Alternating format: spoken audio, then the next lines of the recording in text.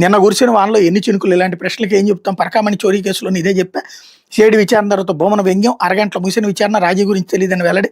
పరకామణి చోరీ కేసులో TTD chairman, మాజీ చైర్మన్ భువన కరుణాకర్ రెడ్డి, టీటీడీ బోర్డు మాజీ చైర్మన్ భువన కరుణాకర్ రెడ్డి సిఐడి ముందు విచారణకు హాజరయ్యారు. అరగంటలో ముగిసిన విచారణ అనంతరం బయటకు వచ్చారు. లోపల ఏం సమాధానాలు చెప్పారో తెలియదు కానీ విచారణకు ముందు బయటకు వచ్చాక మాత్రం మీడియా ముందు తనలోని వ్యంగ్యం అంతా ప్రదర్శించారు. ఒత్తిడి భరించలేని నిబద్ధత కలిగిన పోలీసు అధికారులను పిలిచారు.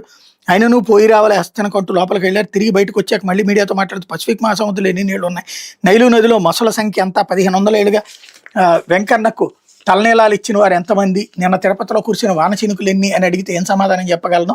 పరకామణి కేసులు అంతే సమాధానం చెప్పానని అన్నారు. పరకామణి చోరీ కేసులో మంగళవారం మధ్యాహ్నం 3:30 గంటలకు తిరుపతి పద్మావతి అతిథి గృహంలో సిఐడి డీజీ ఎదుట భూమన విచారణకు హాజరయ్యారు. మాజీ ఏఎస్ఓ సతీష్ కుమార్ అనుమానాస్పద స్థితిలో మృతి చెందగానే మీరు ఆత్మహత్య అని ఎలా చెప్పారని భూమనను సిఐడి అధికారులు ప్రశ్నించినట్టు తెలిసింది. నగదు చోరీకి సంబంధించిన కేసు రాజీ చేస్తుంటే టీటీడీ చైర్మన్గా ఏం చేస్తున్నారు, నిందితుడు ఆస్తులు టీటీడీకి రాయించుకోవాలని టేబుల్ ఎజెండాలు ఎవరు పెట్టారు, ఎస్టేట్ కమిటీలో సభ్యుడిగా అత్యవసర తీర్మానం చేసింది ఎవరు, రాజీ ప్రతిపాదన ఎవరు తెచ్చారు వంటి ప్రశ్నలు వేసినట్టు తెలుస్తోంది. సతీష్ కుమార్ది ముమ్మాటికి ఆత్మహత్యనని, ప్రభుత్వ ఒత్తిడితోనే చనిపోయాడన్న వ్యాఖ్యలకు కట్టుబడి ఉంటామని భువన్ చెప్పినట్టు తెలిసింది. చోరీ కేసులో రాజీకి ముందు వెనక ఏం జరిగిందో నాకేం తెలియదు.